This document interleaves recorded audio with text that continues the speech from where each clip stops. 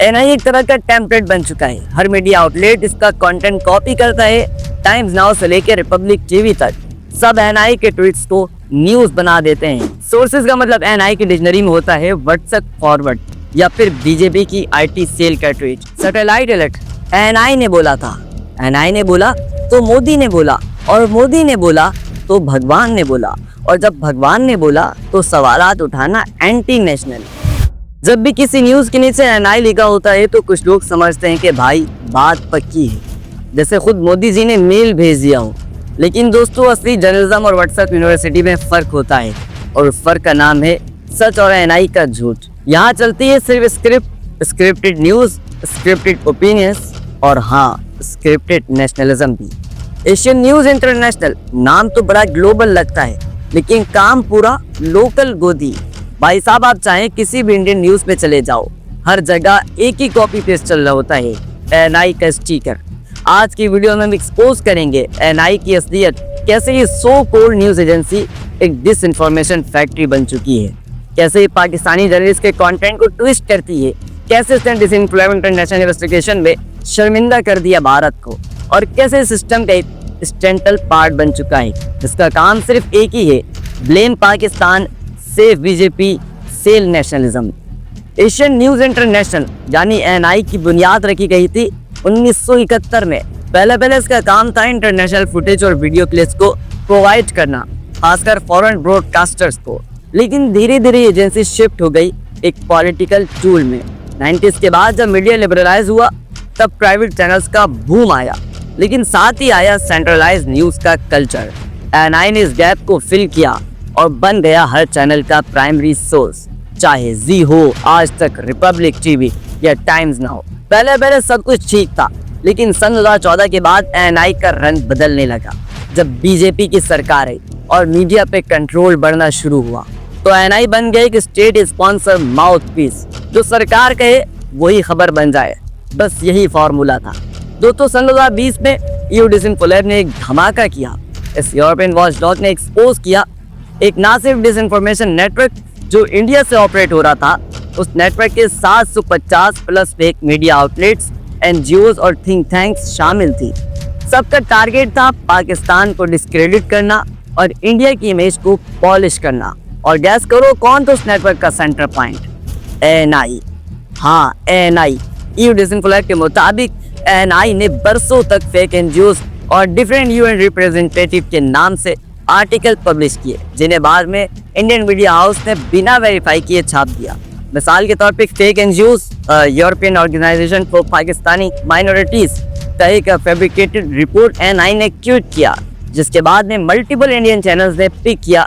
जब रिसर्च हुई तो पता चला ये एनजीओज का कोई वजूद ही नहीं था, सिर्फ एक रेंटेड एड्रेस, एक फेक वेबसाइट और एक फेक नैरेटिव।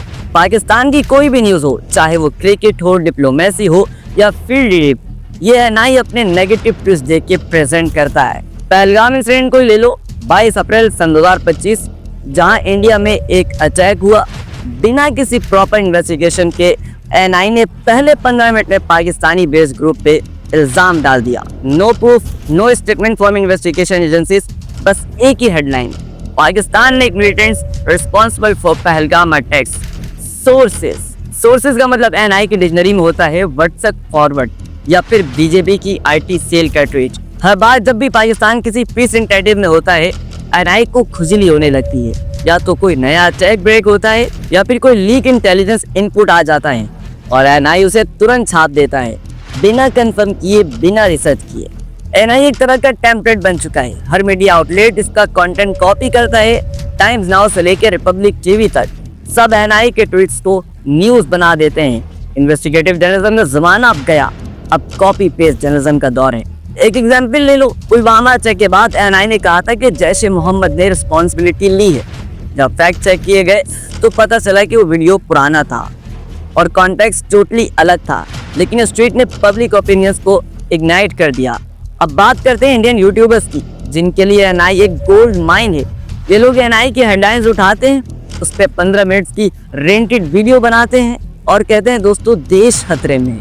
एक पॉपुलर यूट्यूबर ने एनआई के बेसिस पे क्लेम कर दिया कि पाकिस्तान ने कश्मीर में कई हजार ड्रोन्स भेज दिए हैं, जब पूछा गया प्रूफ तो जवाब आया एएनआई ने बोला है। मतलब ये कोई बात है, एक बंदा आपसे क्या सवाल करे और आप उसको क्या जवाब दे रहे हो। सैटेलाइट अलर्ट, एएनआई ने बोला था, एएनआई ने बोला तो मोदी ने बोला, और मोदी ने बोला तो भगवान ने बोला, और जब भगवान ने बोला तो सवालात उठाना एंटी नेशनल। भाई साहब, जर्नलिज्म में प्रूफ चाहिए होता है, पेशेंस नहीं। अब मैं बात करता हूँ अपनी एक पाकिस्तानी जर्नलिस्ट की। मेरे कंटेंट को एएनआई ने या तो ट्विस्ट किया या बिना कॉन्टेक्स्ट के छाप दिया। एक बार मैंने इंडिया पाकिस्तान वाटर डिप्लोमेसी पे एक न्यूट्रल एनालाइज दिया था। उसे एएनआई ने इस तरह प्रेजेंट किया जैसे मैं पाकिस्तान की वजह से कोई फिजिकली वॉर चला रहा हूँ। इसका नतीजा क्या हुआ? मुझे ऑनलाइन हेट मिला। जब ट्रेड साइट और कुछ इंडियन प्लेटफॉर्म ने मेरी वीडियोस तक को ब्लैक लिस्ट कर दिया बिना मुझे बताए या समझाए। मेरा सवाल ये है, जर्नलिज्म का मतलब क्या है? सच्चाई दिखाना या सिर्फ एक पार्टी को हीरो बनाना और दूसरे को विलन बनाना? ये वक्त है जागने का। एएनआई जैसे एजेंसीज पे ब्लाइंड ट्रस्ट करना बंद करो, न्यूज़ वेरीफाई करो, मल्टीपल सोर्सेज पढ़ो और हाँ, क्रिटिकल सोचो। अगर यूथ को सच में देश से प्यार है तो एएनआई जैसे नैरेटिव जनरेटेड को चैलेंज करना होगा, वरना एक दिन ये लोग आपको भी एंटी नेशनल कह देंगे अगर आप इनसे सवालात पूछोगे। इंडिपेंडेंट जर्नलिज्म को सपोर्ट करो, अल्टरनेटिव मीडिया प्लेटफॉर्म्स को स्पेस दो, वॉर नैरेटिव की जगह पीस नैरेटिव को समझो। तो भाई और बहनों, जब भी एएनआई की खबर आए तो एक काम करना, इस हेडलाइन को गूगल पे डालकर चेक करना। अगर कहीं और नहीं मिलती तो समझ जाओ कुछ तो गड़बड़ है। एएनआई का फॉर्मूला सिंपल है, आपको गुस्सा दिलाओ, उस गुस्से को नेशनलिज्म का लेबल दो और असली इश्यूज से आपका ध्यान हटा दो। कश्मीर जले या मणिपुर, अगर हेडलाइन में पाकिस्तान ना हो तो एएनआई के ऑफिस में पावर चली जाती है। मैं जर्नलिस्ट हूँ लेकिन कॉमेडियन नहीं, लेकिन मैं फिर भी एएनआई को अगर पढ़ता हूँ तो हर बार हंसी आ जाती है। और हाँ, मुझे गाली नहीं देना, मैं एंटी इंडिया नहीं हूँ, लेकिन हाँ, जो मेरे पाकिस्तान को बुरा कहेगा, उसको डिसरिस्पेक्ट करेगा, उसको डिफेम करेगा, मैं उसको ज़रूर एक्सपोज करूँगा।